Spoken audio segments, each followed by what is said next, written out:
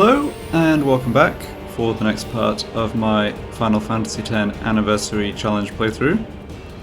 So we're up against Defender X here, having grabbed a bunch of fire gems in the arena which we are going to use to kill him. Unfortunately I'm a little short on smoke bombs, just used more than I anticipated. Yeah, we've only got 11 left, we can't get more for the time being, and I'm not exactly sure how many I'll want to use capturing, so I don't think I'm going to bother using them at all in this fight.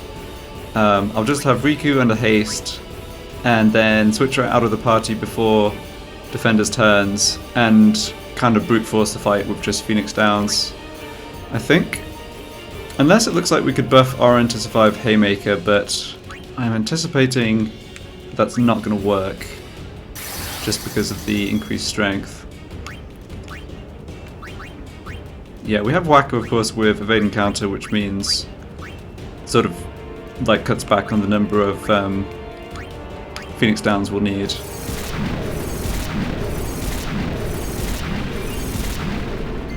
Okay, let's get Riku out.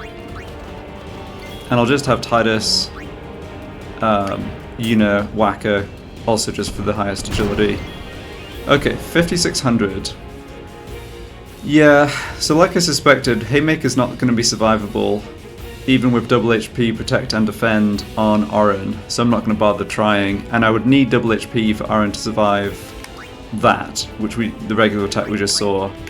So yeah, I'm also reluctant to use another stamina tablet here, since that's something else that's a little tricky to get.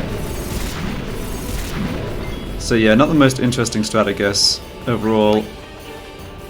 Let's turn it up to 2 times speed. So I'm just essentially ignoring its attack cycle and just switching Riku in and out.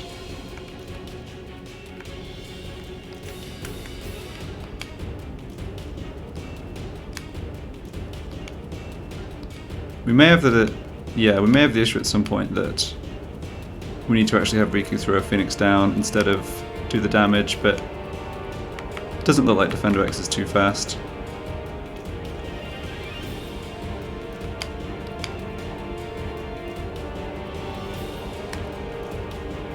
Alright. Yeah, let's keep going. Just prioritize doing damage, I think. Then you come in for Yuna. I have not gotten SOS Haste yet. In theory, we could farm it at this point from the Ogre enemy in the arena that we've captured, but the drop rate is quite a lot worse than... Oof, yeah, Haymaker hitting the damage limit, right. Yeah, the drop rate is just quite a lot worse from Ogre than from the Bashura, which we can capture up Gagazat pretty shortly, so I just didn't bother doing the farming for SOS Haste yet. Which would certainly help, especially because Yuna would revive with haste. Alright, that was a little awkward. Let's get back on track here by having Riku double Phoenix down. Yeah, some other characters are a little too slow to have this work in the ideal way, but that's fine. We'll certainly end up getting to throw items in the situation where Wacker's the one who gets targeted by the regular attack, because you can just evade it and we don't really lose time.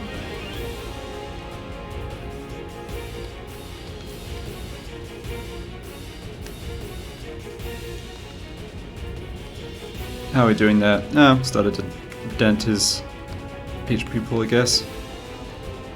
Right, well Wacker was targeted, but not by something he could survive. If this doesn't hit Riku, we could do... or Yuna rather, which it did. We could have done a bit more damage. I don't think we are going to run out of Phoenix Downs here though.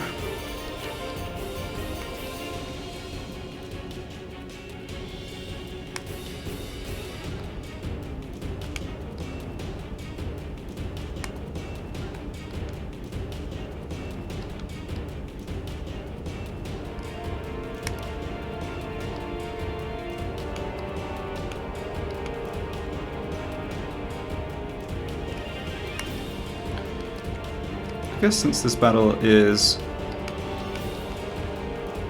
not too interesting and hopefully I can execute the few inputs correctly, I can talk a little about what my plans are next. So I want to see how difficult the Kimari solo fight against the 2 Ronso is. And I have no idea quite how the stat change is going to work. I mean, if it's a plus 40% stat change on top of the normal stats that get scaled off Kimari, then I might need to actually get a bit more equipment for Kimari to be able to win that. I'm not 100% sure, but my plan is to try that straight after this battle. Then I think, assuming I can get past that without too much difficulty, I think what I will do is head up Gagazat and at least get as far as once and buy the Hastage for Riku, which is the most important SOS haste item, or equipment rather. And yeah, at that point I think I'll probably do a bit more of capturing and stuff. There's a bit of a problem looming on the horizon, which is that I don't see a great way to survive cross-cleave in the battle against Flux. Sumo Flux. Basically just because of how the strength formula works, with the 40% strength boost, it's going to increase the damage on that attack, cross-cleave, by a factor around 2.5, and it's going to be incredibly hard for me to survive. In fact, given the huge delay that it also inflicts, I really can't think of a way to get a strategy to work for that fight based around surviving cross-cleave. So sadly what that means is that my only way to win is to burn through Flux's HP at the beginning sufficiently quickly that we can transition him into the total annihilation phase before cross-cleave. And I think that's going to require farming some dark matter from Chimera Geist in the arena, which sucks. Just because it's sort of time consuming. I don't mind doing it because I don't think there's any alternative.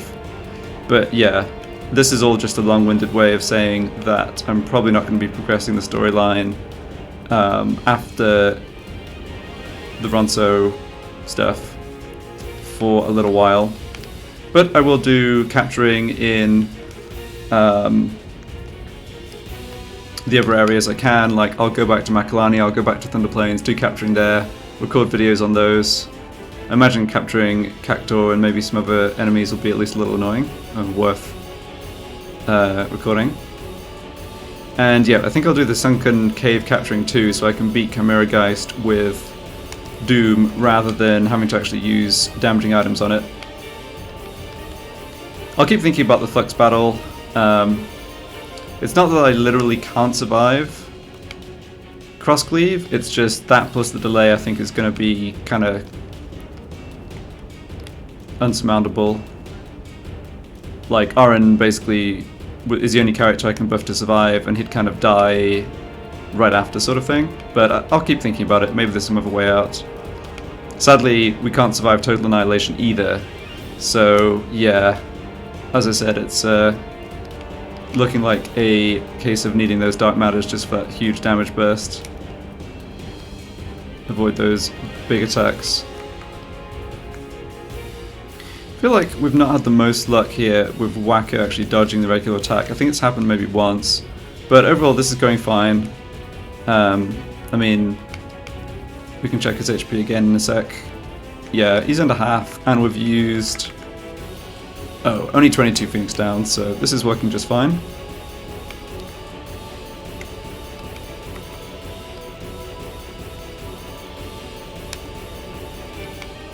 I guess we're going to get some kind of random intel on which enemy attacks can break the damage limit that you wouldn't normally see in a regular game because they couldn't, the variance wouldn't be that high anyway.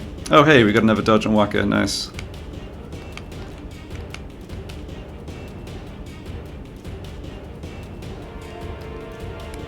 Double fire gem, awesome.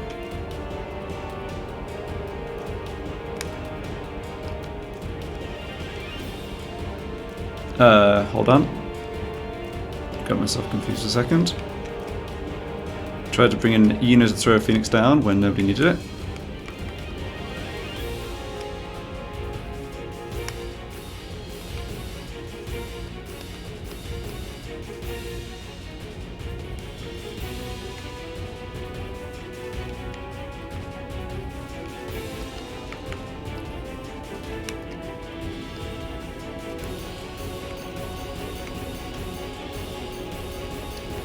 Poor Defender X. He was doing very well at the beginning in terms of KOing characters, like attacking them in the right order, and now he's just sort of wasting attacks into Whacker. Well, I'll take it.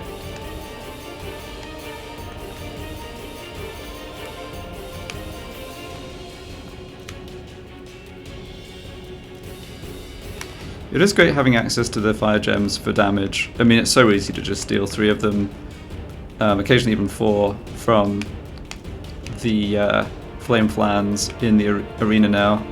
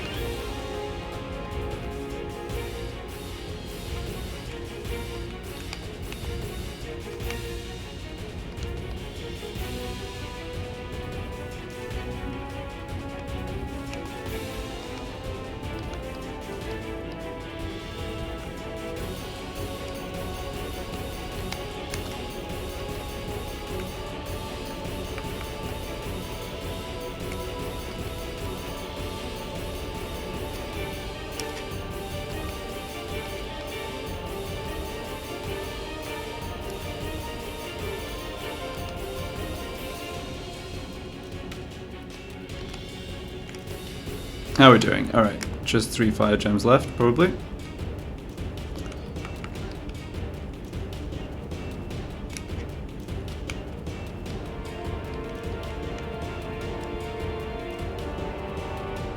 And that was a high roll on the damage, so hopefully that means 3 rather than 4. Yep.